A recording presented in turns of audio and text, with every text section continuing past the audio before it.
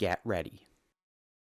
For those of a younger generation in their 20s to 50s that visited Florida growing up, many might recall the name Cypress Gardens. It was a name that was heavily linked to childhood memories of billboard signs found throughout Central Florida. But for many, there's a decent chance that you probably never visited it. Other destinations found in the area would often prove more attractive. And with the likes of Walt Disney World and Universal Orlando just under an hour away, who could blame you? But you might be surprised to know that Cypress Gardens theme park and botanical gardens was one of the most popular tourist destinations in all of Florida. In fact, it was said to be the most attended attraction in the country, tied only with the Grand Canyon. So if you never visited Cypress Gardens, you're probably wondering what it was and what happened to it. And maybe just seeing the name has brought back childhood memories. In today's video, we're going to look at the rise and fall of Cypress Gardens and tell you what happened to it. But before we jump into the main content, we'd just like to take the time out to remind you to smash the like button and consider subscribing if you enjoyed the video. And with that out of the way, get ready. The humble beginnings of Cypress Gardens. Cypress Gardens originally opened way back in 1936 on the banks of Lake Eloise in Winter Haven, Florida. Husband and wife Dick and Julie Pope found a plot of land that was a former yacht club and turned it into a collection of botanical gardens. These gardens became the first attraction, with visitors taking tranquil walks along the lake. The park eventually expanded, encompassing 200 acres of land. Cypress Gardens later offered water ski shows. This proved so popular that the park became known as the water ski capital of the world. 50 world records would be set for the growing sport, which helped further popularise the park. Many movies and TV shows featuring water skiing were filmed throughout the 1950s and 60s. Portions of This Is Cinerama were filmed at Cypress Gardens, the first feature film to use the widescreen format.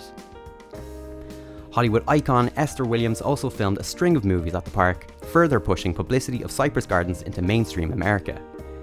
Many celebrities were known to visit the park during this period, such as Elvis Presley, John F. Kennedy and Muhammad Ali, just to name a few. Cypress Gardens also became synonymous with Southern Belles. These were suitably pretty ladies dressed in hoop dresses that would be found throughout the park. In what seems like a peculiar attraction, the Southern Belles proved hugely popular and became a unique addition to Cypress Gardens. This was most likely a time where many visitors felt nostalgic for a period of history that, in retrospect, was very turbulent to say the least. Cypress Gardens' troubled history. Roy Disney visited Cypress Gardens in the 1950s to gain insight into the operations and financing of the park. This was done ahead of the Disneyland opening to see some behind-the-scenes logistics as Cypress Gardens further expanded into themed entertainment. The Disney Corporation would become their main competitor not long after, as Walt Disney World would open in 1971. This was initially believed to be a positive, as it would see additional guests come to the area and subsequently the park.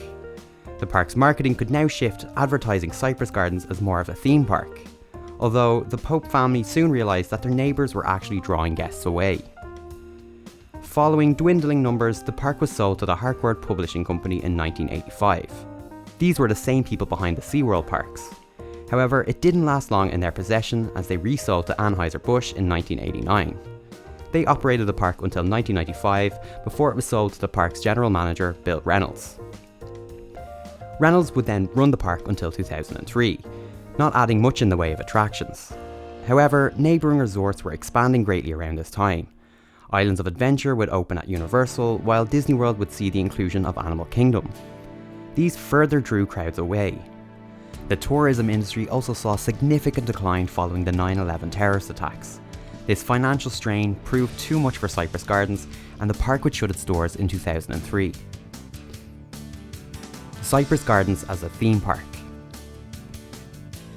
The owners of Wild Adventures, a zoo-style theme park in Georgia, became interested in Cypress Gardens. They purchased and reopened the park in 2004.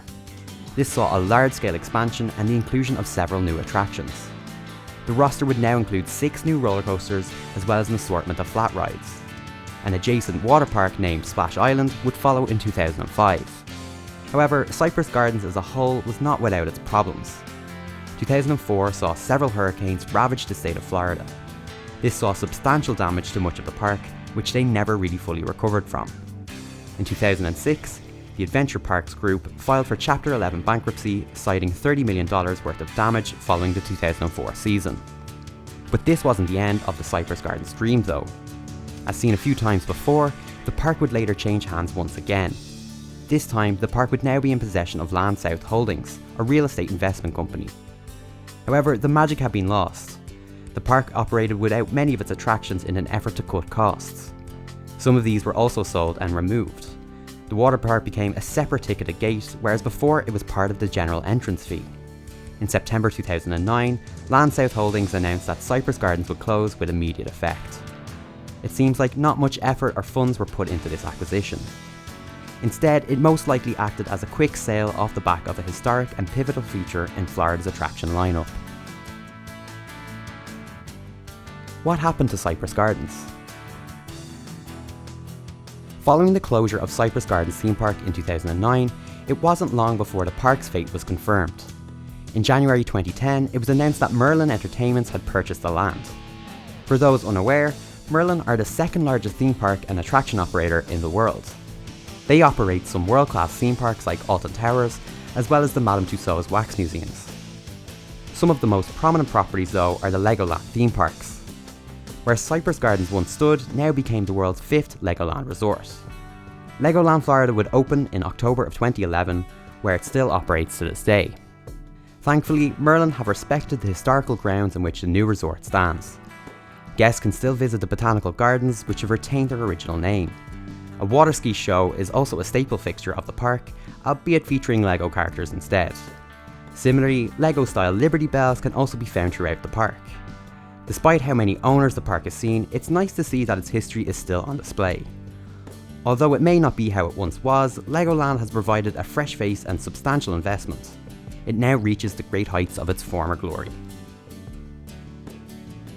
If you enjoyed this video, why not check out our Unbuilt series where we look at planned but never realised theme parks and attractions. A link to Disneyland's never built version of Epcot is on screen now. Did you visit Cypress Gardens growing up? What did you think of it? Let us know in the comments below. And now you're ready.